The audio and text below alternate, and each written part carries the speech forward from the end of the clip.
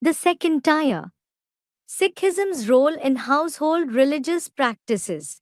सिख धर्म और देवता धर्म की कल्पना में क्या अंतर पड़ जाता है, जो सिख धर्म को एक नारी सदा ब्रह्मचारी होने के कारण भी उसे दूसरे नंबर का पृथ्वी माता धर्म कहा जाता है.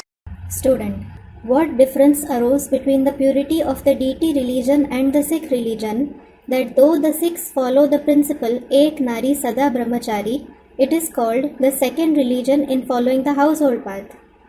Ek Nari Sada Brahmachari means having one wife and remaining chaste forever. Sikh धर्म को Baba, the Sikh religion. Student, yes.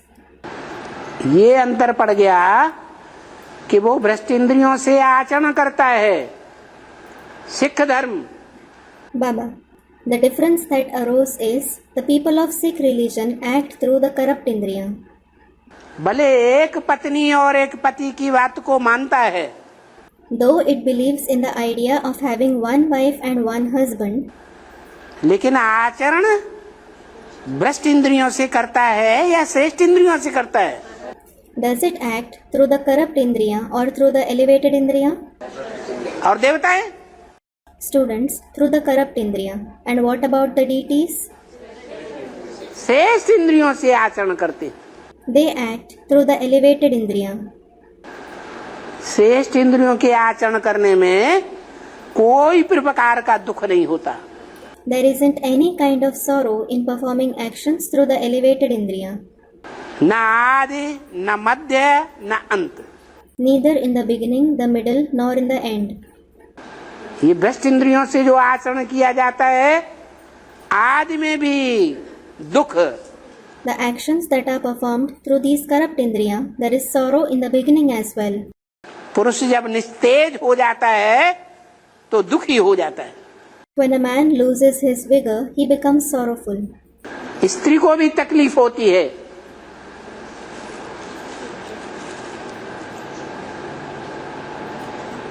आदि में The woman also suffers pain in the beginning.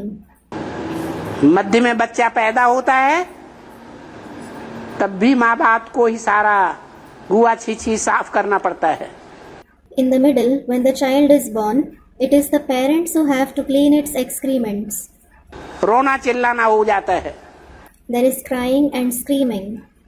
और जब अंत होता है, बुढ़ापे में मृत्यु होती है, तो भी घावड़े आते हैं.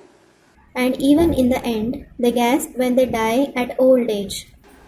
दुख से मृत्यु होती है, अंतमते सो गति होती है, या स्वर्ग में जन्म मिलता है. Do they die sorrowfully? Do they attain the final destination as per their thoughts in the end? Or do they have birth in heaven? है अंतमते सो गति. As are the thoughts in the end, so shall be the destination. इस दुख की दुनिया में ही जन्म मिलता है. They have birth in this very sorrowful world. और सिखों के लिए लागू होता है, देवताओं के लिए लागू नहीं होता. It is applicable to the Sikhs, not to the deities.